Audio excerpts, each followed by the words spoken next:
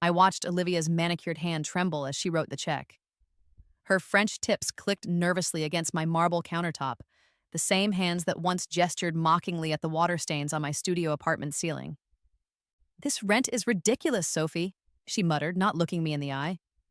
"I don't understand how it doubled in just 3 months." I sipped my champagne, savoring its crisp bite. Market fluctuations. You know how real estate is. The golden liquid warmed my throat, expensive and satisfying like the revenge I'd been quietly orchestrating. She didn't recognize me, not really. My hair was different now, sleek and expensively highlighted instead of the drugstore dye job I'd had before. My clothes weren't from clearance racks, but designer boutiques. My posture wasn't hunched with insecurity, but straight-backed with hard-earned confidence. The timid Ellie she'd betrayed had died in a car accident last year. But I remembered everything. The night she laughed at my secondhand furniture while sleeping with James in my bedroom. The morning I found them together, her voice cutting through my shock. Maybe if you weren't always working minimum wage jobs, he wouldn't have gotten bored.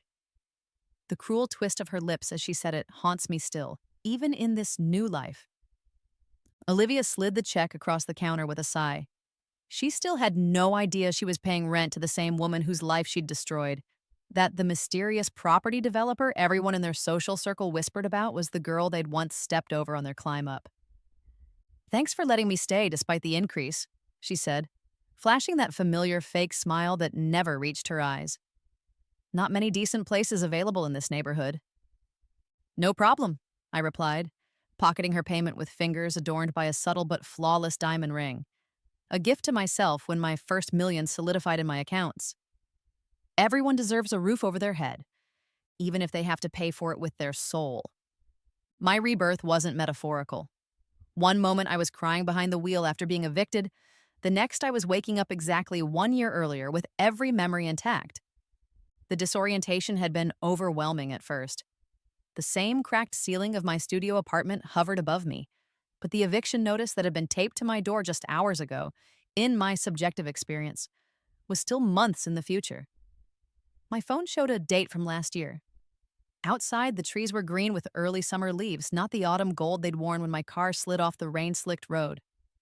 I'd spent that first day in a daze, touching familiar objects that I'd already lost once, testing if this was some elaborate hallucination brought on by my dying brain. But the world remained solid, permanent, real. I'd been in a dead-end receptionist job back then. First time around, working for Diana at Meridian Marketing. Diana, with her Ivy League degree and family connections, who'd smelled weakness on me like a shark senses blood. I still remember the exact shade of her lipstick, coral pink that somehow made her teeth look whiter when she smiled. The expensive perfume that announced her presence seconds before she'd appear at my desk. The way she'd drum her fingers impatiently when I took too long to complete a task. "Ellie, could you put together some thoughts on the Westbrook campaign?" She'd asked casually that first time, leaning against my reception desk. "Just bullet points for me to consider." Her tone suggested it was a favor to me, an opportunity she was graciously extending from her position of power. And I, desperate to advance beyond answering phones, had been pathetically grateful. I'd spent the weekend creating a comprehensive strategy, my cheap laptop balanced on my knees because I couldn't afford a desk for my apartment. When Monday came, Diana presented my work to the executives as her own, slide by slide, word for word. I sat in the back of the conference room, bringing coffee and taking notes, watching my ideas being claimed by someone else. I still remember her hand on my shoulder afterward, squeezing just slightly too hard as she steered me back to the reception desk. "Know your place, Ellie. You're a receptionist, not an account manager. I'm helping you by letting you contribute." The ceramic mug in my hand had nearly cracked under my grip, but I'd smiled and nodded, afraid of losing even this job. That was the first time. By the third campaign she'd stolen, I'd finally gathered courage to speak up. I'd rehearsed in my bathroom mirror, practiced my calm, professional tone. "Diana, I'm happy to help with campaigns, but I'd appreciate credit for my contributions." Her response had been swift and merciless. She'd called me delusional, claiming my basic administrative input was being grossly overstated. That's when she fired me for poor performance, ensuring no other agency would touch me.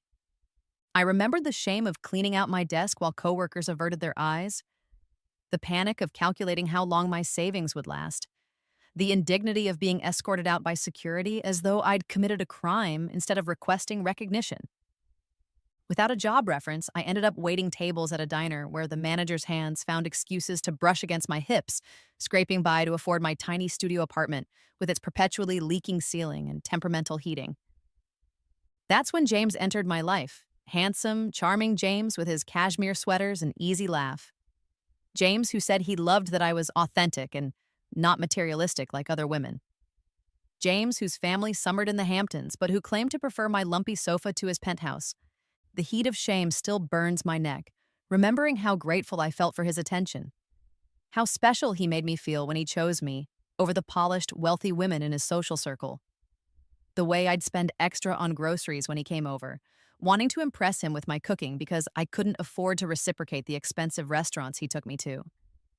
I believed him when he said my struggle was noble, when he praised my work ethic, when he claimed my tiny apartment was cozy and refreshingly unpretentious. Until Olivia. My best friend since college, who'd always had everything come easily, the kind of woman who'd show up to help me move wearing white jeans that somehow stayed pristine, who'd listen to my struggles with performative sympathy while wearing shoes that cost more than my monthly rent. You should stand up for yourself more, Ellie, she'd advise from her position of privilege, where consequences were theoretical rather than catastrophic. You're too nice. That's why people take advantage. We'd met in an art history class where she'd borrowed my notes after missing 3 lectures and still somehow scored higher on the exam. I'd been flattered when she kept calling, including me in brunches and shopping trips where I'd watch her buy things I couldn't afford.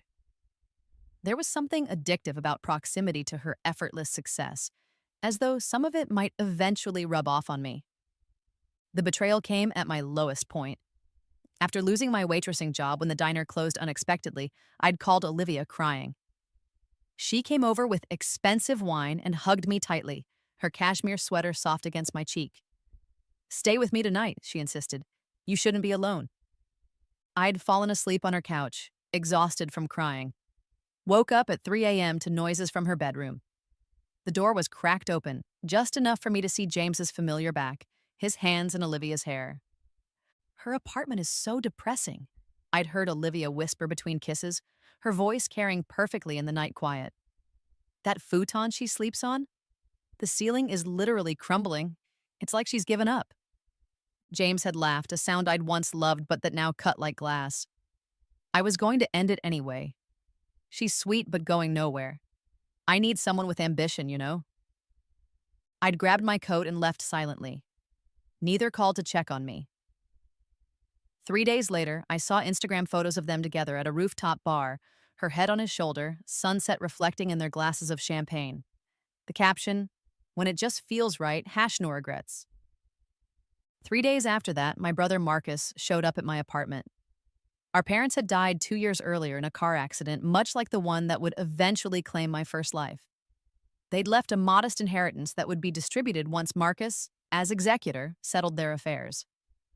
Marcus had always been the successful sibling, the business major while I studied art history, the homeowner while I rented, the one with the real job while I found myself.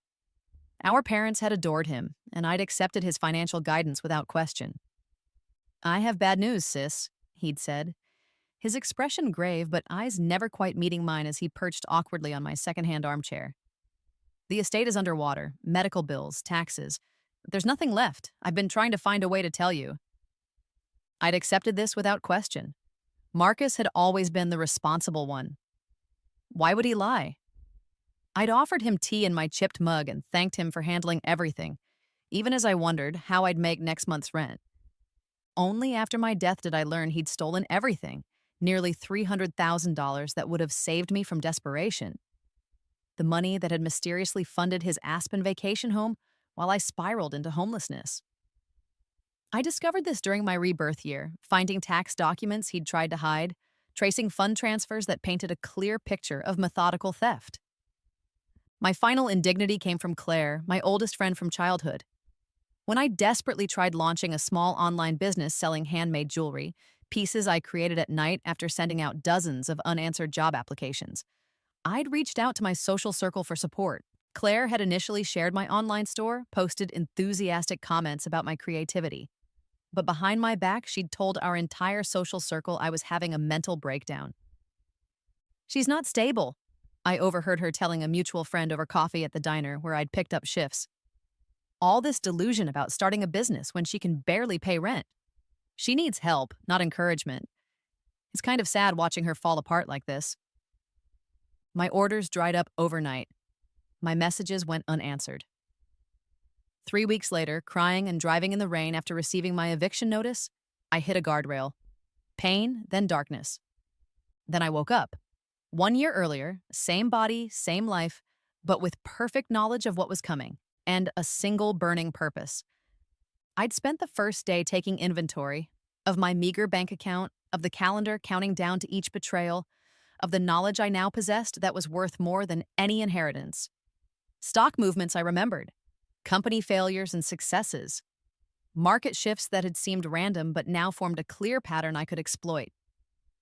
My phone had buzzed with a text from Diana. "Need you to stay late tonight to prepare for tomorrow's client meeting." I smiled at the screen, my fingertips tingling with anticipation. Game on. "These are excellent ideas, Ellie," Diana said, flipping through my proposal for the Campbell account. Her eyes had that same calculating gleam I now recognized. "Very creative. I'll review them before the meeting tomorrow." The conference room smelled of fresh coffee and Diana's signature perfume, an expensive scent I once coveted but now found cloying. Sunlight streamed through the windows, highlighting the dust particles dancing between us. I noticed details I'd missed the first time. How her smile never reached her eyes. How her fingers possessively curled around the edges of my proposal. "Thank you," I replied, my voice neutral despite the déjà vu tightening my chest. This scene had played out before. Diana's false praise, my naive gratitude, the inevitable theft of my work. But this time, the script had changed. "I'm happy to make any revisions you need." She patted my shoulder. "Just the reception desk for now. We all have to pay our dues." Her wedding ring caught the light as she gestured dismissively. I nodded meekly, watching her walk to her office, my proposal clutched possessively in her manicured hand. Last time, I'd cried in the bathroom, mascara streaking down my cheeks as I tried to muffle my sobs. This time, I smiled, because this time, I'd prepared. The email to Diana's boss was already drafted on my personal laptop, containing scans of my original handwritten notes with timestamps that preceded our meeting. I had drafts saved with metadata intact. Most damning of all, a voice recording from my phone that had been sitting in my purse during our conversation, capturing Diana's explicit acknowledgement that these were my ideas she was reviewing. The anticipation of justice almost made me dizzy. I returned to my reception desk, answering calls with a newfound lightness. When Diana stopped by with revision requests, changes designed to justify her claiming ownership, I made them diligently, saving each version with meticulous care. The Campbell account was Meridian's biggest potential client, worth millions in annual billings. The pressure to impress was enormous. I remembered how nervous Diana had been the first time, checking and rechecking every slide before the presentation. Her relief when the client loved the campaign, my campaign, had been palpable. "Just forwarding you what Ellie gave me," Diana told Mr. Westbrook at the client dinner that Friday. The restaurant was dimly lit, candles casting flickering shadows across the white tablecloth. The scent of truffle oil and expensive wine hung in the air. She's got real potential for a receptionist. Mr. Westbrook frowned, setting down his wine glass. His bushy eyebrows furrowed, creating deep valleys on his forehead. "Ellie, your receptionist created this entire campaign?" Diana's smile faltered. A drop of sweat formed at her temple, despite the restaurant's aggressive air conditioning. "Well, she contributed some initial thoughts that I developed." "That's not what your email said," he interrupted, pulling out his phone. His fingers, thick and tanned against the screen, scrolled through messages. "You wrote, and I quote, 'Attaching the brilliant strategy Ellie created for your review. I haven't changed a thing because it's perfect as is.'" The color drained from Diana's face as he continued. "Then you have another email to your boss taking full credit. Would you like me to read that one too?" The silence at the table was delicious. I kept my eyes on my plate, pushing around a piece of expensive salmon I was too excited to eat, appearing shocked along with everyone else at the table. Inside, electricity coursed through my veins. The trap had sprung exactly as planned. I think Meridian should consider who's really driving their creative success, Mr. Westbrook concluded, his voice carrying just enough to ensure neighboring tables could hear. I'd like to work directly with Ellie moving forward. Diana's face contorted with humiliation, a vein pulsing visibly at her temple. Her carefully constructed professional image crumbled before the entire executive team. The power shift was palpable in the air, like the reversal of a magnetic field. My phone rang at 11:42 that night. Diana's name flashed on the screen as I lay in bed, staring at the ceiling that no longer leaked thanks to my first strategic stock investments. I let it ring 3 times before answering, savoring each shrill tone. Ellie, thank God you answered. Her voice was ragged, stripped of its usual polish. I could hear ice clinking in a glass in the background. Something horrible happened. Someone set me up, made it look like I stole your work. I injected concern into my voice, the same sympathetic tone she'd used when firing me the first time around. That's terrible. What can I do? Tell them we collaborate, that we're a team, that I mentor you. The desperation in her voice was intoxicating, her words slightly slurred. I pictured her in her pristine apartment, designer outfit replaced by pajamas, perfectly styled hair now disheveled. Please, I'll lose everything. My husband's already talking about divorce if my income changes. Of course I'll help, I soothed, playing with a loose thread on my comforter. What if I tell them I'm not ready for client contact, that I need your guidance? Yes, perfect. Relief flooded her voice, her breathing audibly steadying. You're a lifesaver, Ellie. I knew you were different, not like the others who are always trying to climb over me. Happy to help, I replied, my free hand curling into a fist of triumph. We women need to support each other, right? Her laughter was brittle with relief. Exactly. God, I need to sleep. Thank you, Ellie, truly. See you Monday, I replied sweetly. At Monday's emergency meeting, I did exactly that, making myself appear insecure and underqualified. I stuttered my way through a carefully rehearsed speech about overwhelming client-facing responsibility and needing Diana's mentorship. I even managed to produce tears at the perfect moment, my voice cracking when I mentioned being afraid of disappointing everyone. The result was exactly as I'd calculated. Diana kept her job but was demoted to senior creative advisor, while I was given time to develop away from direct client work. The executives, uncomfortable with my apparent emotional fragility, agreed that this was the best solution for everyone. Diana's relief was pathetically evident. She thanked me profusely in the hallway afterward, promising to be a real mentor moving forward. I accepted her gratitude with downcast eyes, playing the role of naive young woman perfectly. 2 weeks later, armed with evidence of 2 more campaigns Diana had previously stolen from other employees, I met privately with the CEO. This time, I was calm, professional, and articulate. I presented a timeline of systematic intellectual theft that spanned years. Diana was relegated to administrative tasks while I received a junior copywriter position with a salary that allowed me to move to a better apartment. Every morning after that, she silently placed a coffee on my desk, too afraid of my potential complaint to risk my displeasure. The paper cup was always warm against my palm, sweet with the exact amount of cream and sugar I preferred. This small daily submission was perhaps more satisfying than her demotion. I watched her from the corner of my eye as she organized the supply cabinet, her designer clothes gradually replaced by more modest options as her reduced salary took effect. Her husband did indeed file for divorce 3 months later, just as he had in my previous life.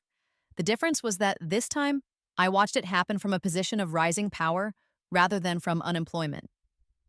My phone buzzed with a text as I contemplated this pleasing reversal of fortune. Ellie, long time no see. Drinks tomorrow, miss your face. James. I felt my heart race to spite myself. Even knowing what he would become, that charming smile still affected me. The memory of his touch still lingered on my skin. The genuine happiness I'd felt in the early days of our relationship wasn't entirely false, which made his betrayal all the more painful, but this time I'd be ready. Love to, I texted back, my fingers steady despite the adrenaline coursing through me. The new rooftop bar at 8? And setting my phone down, I caught my reflection in the office window. Confident posture, styled hair, designer blazer. A woman with plans. A woman with power. Diana passed by my desk, her shoulders slightly hunched, eyes averted. "Your coffee getting cold?" she asked, her voice barely above a whisper. I took a deliberate sip, maintaining eye contact until she looked away first. "It's perfect," I replied, "just the way I like it." "You look amazing," James said, his eyes appreciatively taking in my black dress, purchased with my new salary.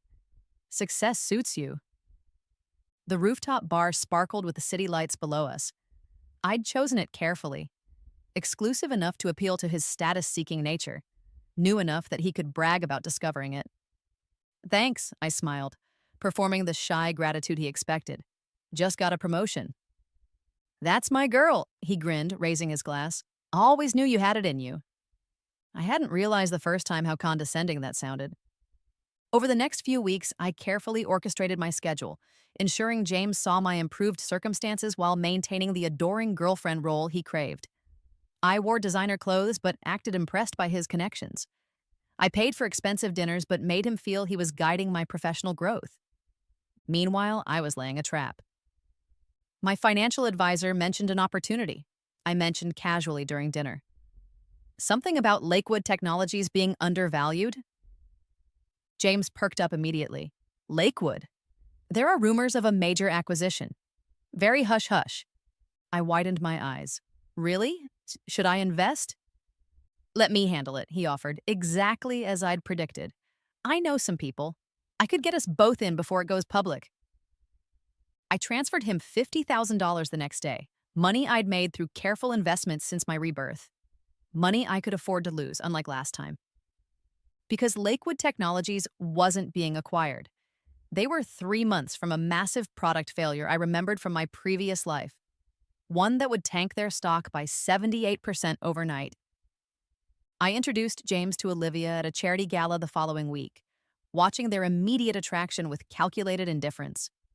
History repeated itself with eerie precision, the lingering touches, the inside jokes, the sudden excuses for why they both couldn't make our planned outings. The night I knew they were together, I shorted Lakewood Technologies with every penny I had. 2 days later, Lakewood's new product line was revealed to have critical security flaws. The stock plummeted. James lost everything, including his job when his firm discovered he'd advised multiple clients to invest heavily based on unfounded acquisition rumors. My phone rang at midnight 1 week later. "Ellie?" James's voice was slurred. "I need help. Everything's gone." "James, what's wrong?" I injected concern into my voice while watching my investment account balance grow by another $1 million. "The Lakewood stock. I put everything in it. Your money too. I'm so sorry." I gasped appropriately. "Everything? How could you?" "Please," he begged. "I know I don't deserve it, but I need somewhere to stay, just for a few days." "What about Olivia?" I asked innocently. "Couldn't you stay with her?" The silence confirmed everything. "How did you—" "Women know, James." I kept my voice gentle, almost sympathetic. "It's fine. These things happen." "She kicked me out when I told her about the money," he admitted. "Please, Ellie. You've always been the nice one. The forgiving one." "Come over tomorrow," I said. "We'll figure something out."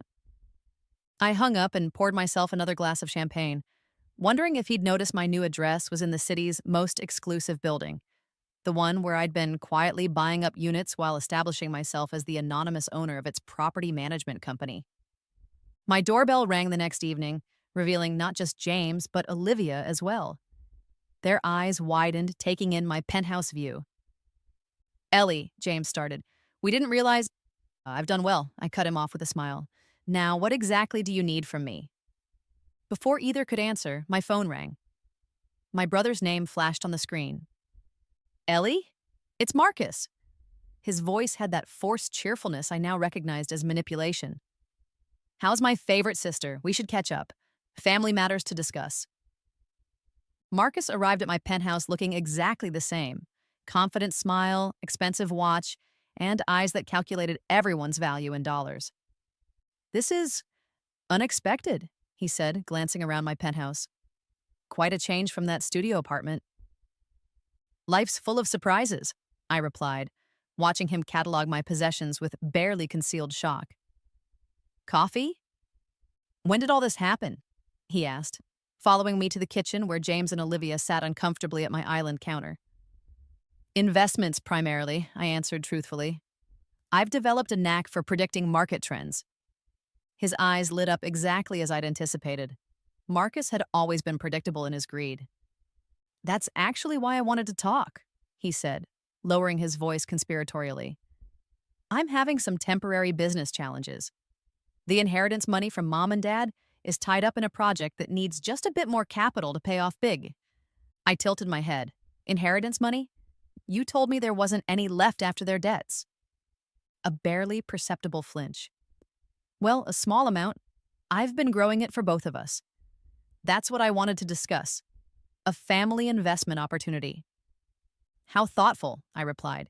Tell me more about this project. For 30 minutes, I listened to his elaborate lies, nodding with apparent interest. The business existed, but what Marcus didn't know was that I'd already met with his partners the previous week. They'd been quite interested to learn about his systematic embezzlement. I'll think about it, I promised as he left, his eyes lingering greedily on my art collection. That night, I finalized the purchase of Marcus's apartment building, along with the ones where James and Olivia lived. 3 signatures, and I owned the roofs over their heads. It wasn't just market knowledge I'd brought back with me.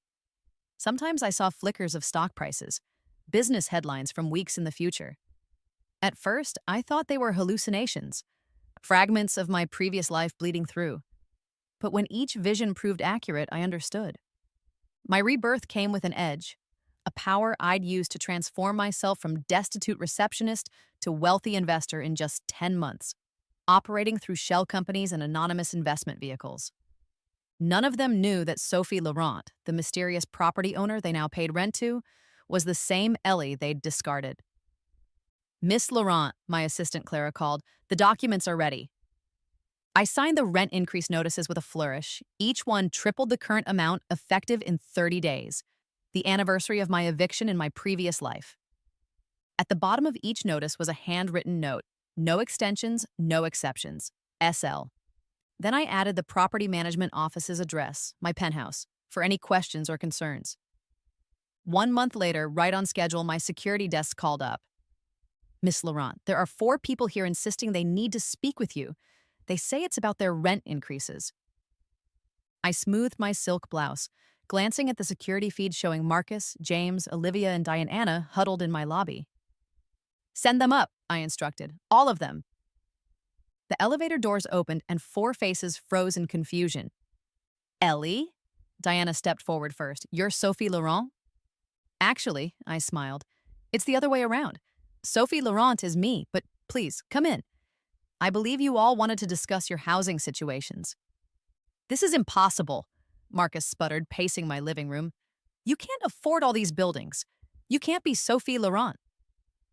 And yet, here we are, I replied, pouring myself a glass of water. I deliberately offered none to them. Is this some kind of revenge? Olivia asked, her voice small. For James? I laughed, the sound echoing against the floor-to-ceiling windows. You think this is about James? Look, Diana stepped forward, always the strategist. Whatever grievance you think you have— I died, I interrupted, my voice calm, in a car accident after being evicted from my apartment. Did any of you know that? Their blank expressions answered for them. No, you wouldn't have, I continued, because none of you checked on me after taking what you needed. I turned to Diana. You stole my work, then fired me when I objected.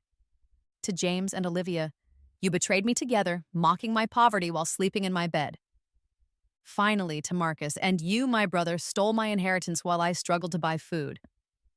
That's ridiculous, Marcus scoffed, but his eyes darted nervously. There was no inheritance. And what do you mean you died? You're clearly right here. I came back, I said simply, with knowledge of the future and a chance to rebuild my life, and perfect clarity about who each of you really are. The silence felt like its own presence in the room. Ellie, Olivia finally whispered, tears streaming down her face. I was jealous of you. Even in that tiny apartment, you were creating things, trying to build something meaningful. I've never made anything of value in my life. I made a terrible mistake, James added, stepping toward me. His hand reached for mine, but I moved away. I see who you really are now. Your success, your vision. We could start over. I raised an eyebrow. So I'm worthy of loyalty now that I'm wealthy? Family is forever, Marcus tried next, his voice taking on the sentimental tone he used to manipulate our parents. We've had our differences, but blood bonds us. Mom and Dad would want us to support each other. Don't, I warned, my voice hardening. Don't mention them. Diana, ever practical, tried a different approach. I have connections you could use, Ellie. I was wrong before, but we could be powerful together. A partnership. I looked at each of them, these people who had once been my world. Their faces showed genuine remorse. Not for hurting me, but for losing access to what I now controlled. No, I said simply. No, Diana repeated. No partnerships, no forgiveness, no discounts on your rent. You can't be serious, Marcus exploded. That rent is impossible. I managed with less, I replied. When my car broke down, when I got sick without insurance, when I worked double shifts just to make minimum payments, I survived. We'll have to move, Olivia said, fresh tears starting. Yes, I agreed. To cheaper neighborhoods with longer commutes, where dreams go to die and people judge you for your address. I recommend Westridge Apartments on the south side. It's where I ended up after my eviction. This isn't justice, James argued. It's cruelty. It's business, I corrected him. The market fluctuates. Isn't that what you told your clients who lost everything on your investment advice? I moved to the door, opening it. Your rent is due on the 1st. I don't accept partial payments. One by one they left, shoulders slumped in defeat. When the door closed behind them, I pressed my forehead against its cool surface. The victory felt hollow, an empty space where rage had lived for so long. I'd expected satisfaction. Instead, I felt nothing at all. The Maldives sunset painted the ocean in impossible shades of orange and pink. 6 months had passed since the confrontation in my penthouse, and I'd needed every moment of this solitude to find my center again. More tea, Miss Laurent? The resort attendant asked. Thank you, I smiled, feeling the tension in my shoulders ease as I watched waves lap against white sand. Revenge hadn't brought the peace I'd expected. After the initial satisfaction faded, I was left with the same emptiness, just in more expensive surroundings.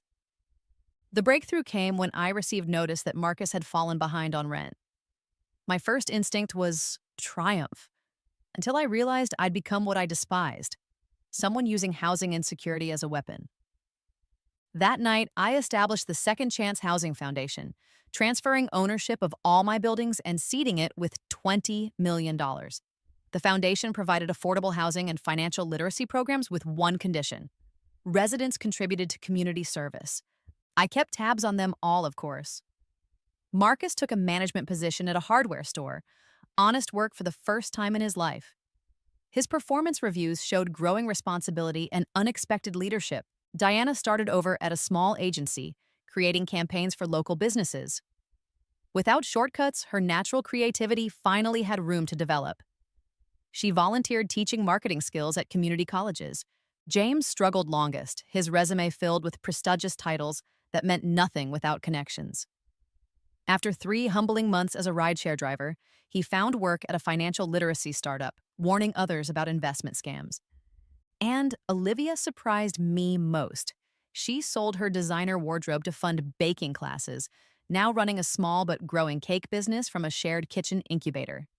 Her Instagram showed genuine joy in creating something with her own hands. I denied their rental applications when they eventually sought housing through my foundation. Some boundaries needed to remain. But I made sure other decent, affordable options found their way to them. More sunset watching? A voice asked behind me.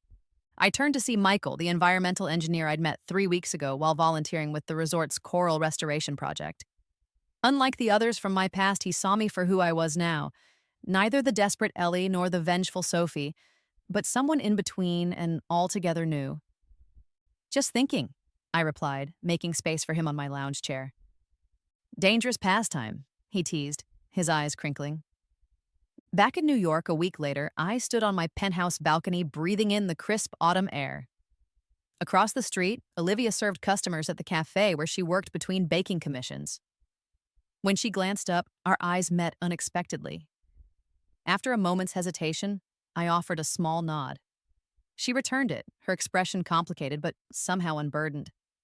Inside, I closed the leather journal where I documented both lives, the failures of my first chance and the calculated successes of my second.